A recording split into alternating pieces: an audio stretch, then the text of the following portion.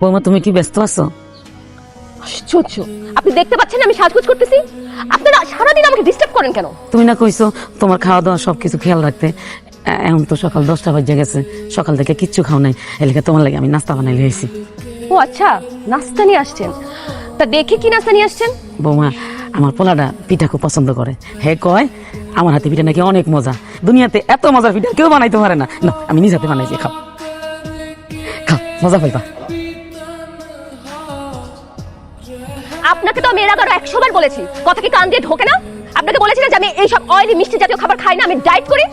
আপনি আসলে চান কি আমি এই ধরনের খাবার খাই আমি মোটা হয়ে যাই? আপনি না আসলে মানুষ না, আপনি একটা রাক্ষসী, আপনি একটা ডাইনি। আমার মা রাক্ষসী না, আমার মা ডাইনিও না। রাক্ষসী যদি কেউ হয়ে থাকে সেটা হলো তুমি, ডাইনি তুমি। তোমার মতো এরকম অসভ্য আর বেয়াদব মেয়ে আমি জীবনেও দেখি নাই।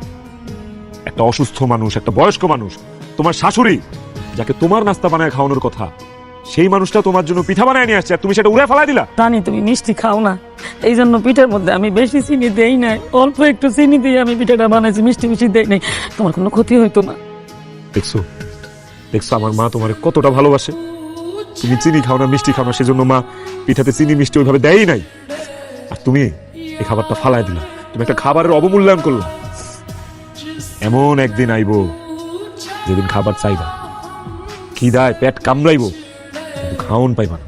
আমার অনেক খিদা লাগছে, আমার জন্য একটু খাবারের ব্যবস্থা করতে পারবা? মারে আমার তো খিদা লাগছে, আমি তো কাউরে কইতে পারতেছি না। চল ওই আর একটা দোকান আছে, দোকানদারে কইয়া দেখি খাবারের ব্যবস্থা করতে পারি কিনা। চলো।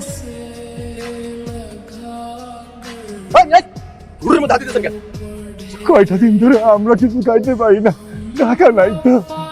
আমার মাইয়াটার অনেক খিদা লাগছে, আমার একটা কল্যাণ রুটি দেন না ভাইজান। টাকা সারা রুটি নিতে আইছস না, পকেটের বাচ্চা আমাকে ছড়ে গেল। বাবা